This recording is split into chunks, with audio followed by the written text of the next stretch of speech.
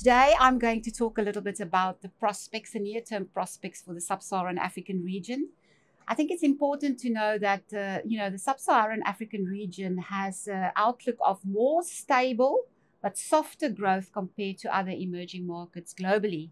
So if we look, for instance, at mainland China, for the next 12 months, we expect economic growth to taper in mainland China, reflecting the impact of the tariffs, US tariffs, which will have implications for exports, and also the broader Asian region. But for Sub-Saharan Africa, the growth outlook is much more positive, given the fact that Sub-Saharan Africa is less exposed to the US trade tariffs.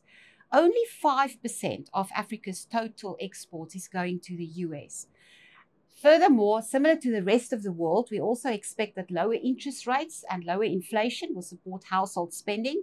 And for Sub-Saharan Africa, around 60% of GDP is still driven by household spending. So the resilience in the household market will be a buffer against this softer global economic environment we're expecting.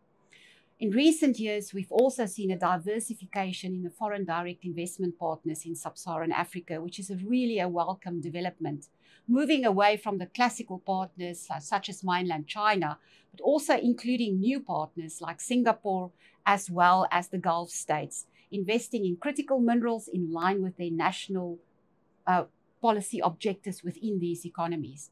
We're also expecting that the external financial conditions for Sub-Saharan Africa will improve in 2026 as interest rates move lower in the US and the rest of the world, which will support access to global financial markets for Sub-Saharan African countries.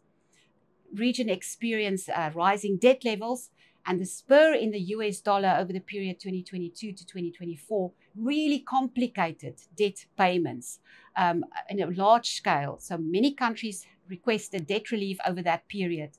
But in the near term, we expect the dollar to be more stable, softer, and this will improve the ability of governments to repay their external debt and get their books balanced.